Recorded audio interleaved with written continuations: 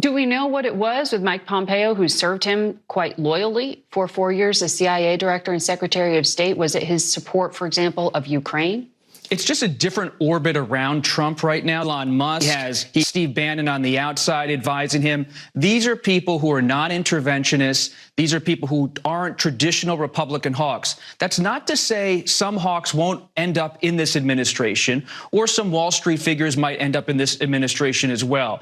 I'm told by my sources that the president-elect is not ruling out mainstream Republicans or more centrist Republicans from joining his team. But at this point, he's moving quickly to make sure his base, his party, and his image is reflected in the personnel picks fully. Vivek Ramaswamy is reportedly emerging as a candidate for Donald Trump's Secretary of State as the debate ramps up over who should staff the second Trump administration. We'll tell you all about this developing story in today's video. So folks, do us a big favor. If you're enjoying the content, make sure you hit that like button down below and subscribe to the channel if you are new. We are trying to get to 400,000 subs before Donald Trump is inaugurated into office, and you can help us get there. Support the work totally for free by hitting that red button down below. Now, there's been a lot of speculation about this because very early on after the election, Fox News was reporting that Mike Pompeo was one of the top candidates for the Secretary of State position,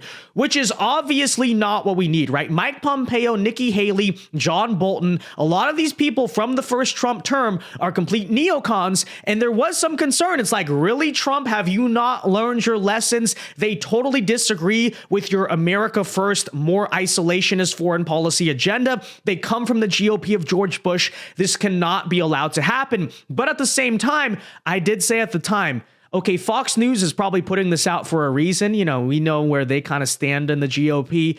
And I don't really believe that Mike Pompeo is actually going to be considered. And then Donald Trump confirmed this by putting out on Truth Social. He said, I will not be inviting former Ambassador Nikki Haley or former Secretary of State Mike Pompeo to join the Trump administration, which is currently in formation. I very much enjoyed and appreciated working with them previously and would like to thank them for our service to our country. Make America great again. So there you have it. Donald Trump clearly cognizant of the fact that these neocons are subversive. We don't need them again. Nikki Haley, I mean, you're very familiar with her from the 2024 primaries, but let's also not forget, Mike Pompeo repeatedly tried to bait Trump into war with Iran. He had a plot to assassinate Julian Assange and a lot of other crazy stuff. He defended the Jack Smith indictments. So on top of all that, he's just straight up disloyal. And I'm very pleased to hear Trump is aware of this and saying, no, you're not going to be joining our administration. On foreign policy, for example, you see names like Senator Bill Hagerty, Senator Marco Rubio, former Ambassador Ric Grenell, all people who identify with Trump's vision. But those who have had issues with Trump in the past about how he perceives foreign policy, like, for example, former Ambassador Nikki Haley or former Secretary Mike Pompeo, are now out of the process. And it's not because of any personal trouble with Trump, I'm told. It's because at the end of the day, Trump wants to make sure things are moving along smoothly on ideological and policy lines come January. Do we know what it was with Mike Pompeo, who served him quite loyally for 4 years as CIA director and Secretary of State? Was it his support, for example, of Ukraine? It's just a different orbit around Trump right now. Elon Musk has Steve Bannon on the outside advising him. These are people who are not interventionists. These are people who aren't traditional Republican hawks. Yeah, that's big because according to the CBS guy's sources, not just like personal loyalty, but conformity along ideological and policy lines is very important for Donald Trump. And by the way, needs to be extremely important when it comes to that position of Secretary of State, okay? Because let's keep in mind, especially given the current geopolitical nature of the world, this is far from some type of small, insignificant cabinet pick. This is going to be the person who is second in command when Donald Trump is trying to negotiate an end to the wars in Ukraine and Israel. This may also be the person who has to deter a potential war with China over the Taiwan situation, or even Iran over all of the conflicts in the Middle East. So yeah, very important cabinet pick, and very important, yes, that they align with that America First anti-war agenda, which we know a lot of the conventional figures in the GOP still to this day do not really agree with Trump on. With that said, we have the breaking news as of today. This is the rumored potential shortlist for Donald Trump's Secretary of State. And there you have it. Apparently, you guys will be happy about this. A lot of people like Vivek. Vivek Ramaswamy is on the final list for potential SOS per this report. The current list right now is Ric Grenell, Marco Rubio, Bill Hagerty, and Vivek Ramaswamy. And this reporting is coming from the American Conservative. Now, let's break down all of these different people, okay? And let's start here by Marco Rubio, because this may be the most contentious or divisive topic over whether he's a good pick for Secretary of State. So here's my issue with Marco. First of all, I'm going to be totally fair to him. I know a lot of people just remember him from 2016 and haven't paid attention since. So I'll give him credit that on the actual issues, he has been one of the better senators in the GOP since 2016, right? The past 8 years, he did go out and help Donald Trump, support Donald Trump. You know, there's no beef there. But at the same time, at best, he's very ambiguous, right? Very unclear on where he really stands on foreign policy. It is possible that he may have some neocon tendencies. And to me, it's not a matter of I have anything against Marco Rubio. I just think that for this position, again, Secretary of State's going to be so important. You don't want to pick anyone who might be a personal risk, even if they have the credentials to do it, or they're not as explicitly hawkish or neoconservative as, say, Mike Pompeo or Nikki Haley. So yes, Marco Rubio would be a much better pick than those two characters, but still probably not ideal. And by the way, I would say right now, guys, the Trump team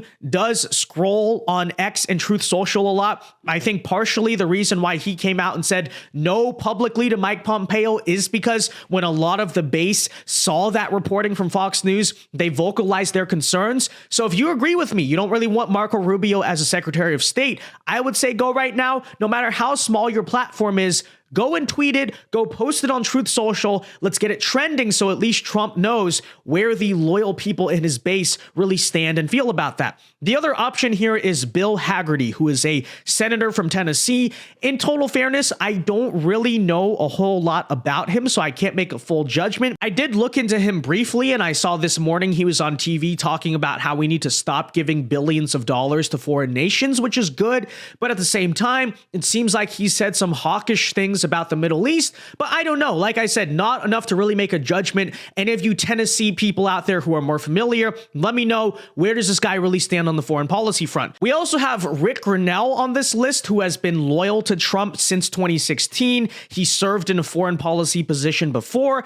I think he's a decent pick. My only concern with him is, first of all, he seems like he might be a little hawkish on Iran, right? He's good on the Ukraine stuff. He kind of generally understands America first. Like I said, a Trump loyalist since the beginning. But that Iran issue, I'm not exactly sure. Some question marks there. I wouldn't say it's necessarily a bad pick, just more so I have those questions. But then we check out the emerging dark horse on this list, Vivek Ramaswamy.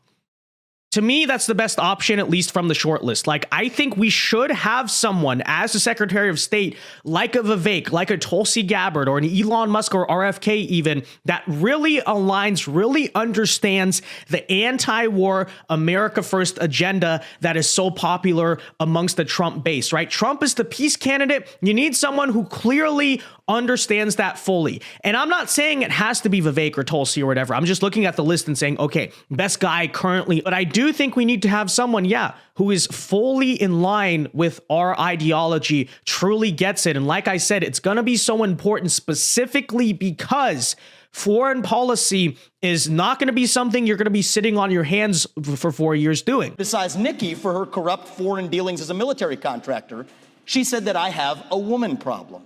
Nikki, I don't have a woman problem. You have a corruption problem. And I think that that's what people need to know. Nikki is corrupt. This is a woman who will send your kids to die so she can buy a bigger house. This is the problem. Using identity politics more effectively than Kamala Harris is a form of intellectual fraud. And it actually needs to end. There's our donor puppet masters wielding their puppet right up here tonight. This is how this game is played. The puppet masters put up their puppet, and I reject the use of identity politics in this party. It has been a cancer coming from the left, And I'm sick and tired of the double standards. The people of this country are too. Having two X chromosomes does not immunize you from criticism. Man, it's been so long I forgot how satisfying that clip actually is. But guys, ultimately, when it comes to the second Trump term, here's the good news. It's not just a matter of the conventional thinking that Trump's learned from his first mistakes and he's going to pick better people this time around. He knows who to choose, who not to choose.